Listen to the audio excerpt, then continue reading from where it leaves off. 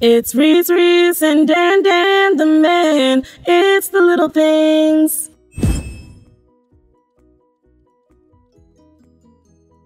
Hey guys, and welcome. Never mind. We're done, and we'll see us next week. Bye. Hey guys, and welcome to The Little Things with Sirece and Daniel. This is part 2 of successful arguing. In part 1, we talked about tone and diction. These are things that you want to look for in the beginning of an argument with your partner or your spouse or your boo or your bae or your bestie, whatever it is. You want to begin to think about what it is that you're doing to contribute to the argument. Because like I said in the last episode, if you're right, it doesn't matter if you start that argument and you start to use a disrespectful tone and the wrong diction.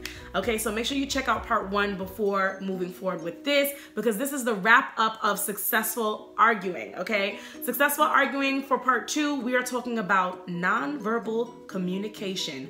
Body language. When it comes to arguing, of course, you're communicating. So you've got tone, you've got diction. We also said to make sure that you pause when you feel that tension rising. Pause and take a moment to continue the argument in a way where you are level-headed. Now, as you're working on controlling your tone and choosing the right diction and you are pausing, think about your body language, because it doesn't matter what you're saying if you looking like this when you're saying it.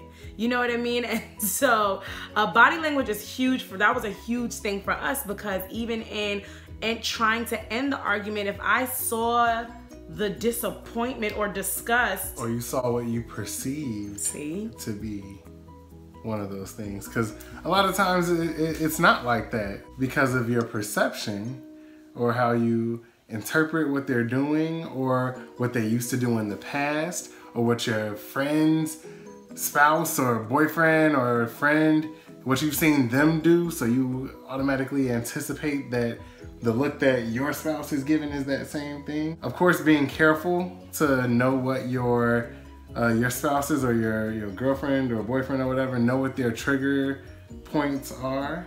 Like, know what sparks them, know what bugs them, know what faces or movements you might make that can solicit a reaction that you don't want. And that's what I feel. I feel like from being married to this man for 7 years, you can't tell me I don't know your face. Like, he tried to do that in the beginning when we first would like argue, and I'd be like, yeah, well, I could see it all over your face, or I could see by the way you did that you're still not comfortable or whatsoever. He's like, oh, what? Don't read my face. 7 years later, I'm like, bro, I know everything about your face. Every nook and cranny, any little smile, any eye twitch, I know exactly what that means. But knowing my face, yeah, so knowing my face, you should know that sometimes my face doesn't mean X, Y, Z. So get control of your face. You know, and you gotta pray about that. You got a relationship with my face. You should know it by now. Well, we're gonna send your face to class, because if you cannot control your facial expressions, like right now, I can't control. Yeah, but your facial expressions are matching up with. Well, that was funny. I don't care. Send your face to class. You told me you can't control your face. Send your face to class so that it can learn how to be controlled. Okay. Body language is everything. I mean, females. Look, you guys already know with the nonverbal communication, we don't even have to say anything. Well, shout out to all my moms out there that know how to give their child the look. You know, there are faces and movements that women can give that speak volumes.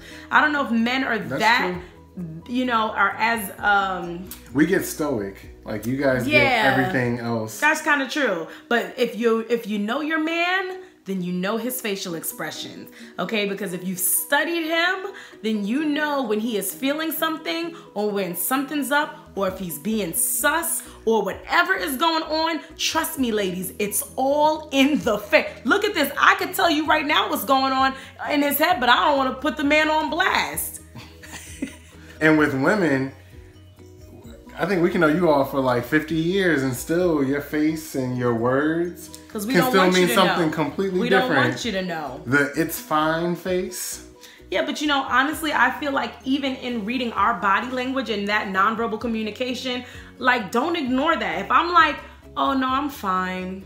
Well, guess you fine. Yeah, see? And like that, why would you? Oh, that actually makes me so tight. And we've had to have those conversations. So, but why say you're fine if you're not fine? Because like, I'm not ready to express myself, or you know why I'm not fine, so why are you asking me? Exactly. Because, yeah, exactly. And those are the worst. Ooh, those are the worst ones. Because when you messed up, and then you're like, "Are you good? Is there something that happened?" This is tone. All right. Because it's Percia Production.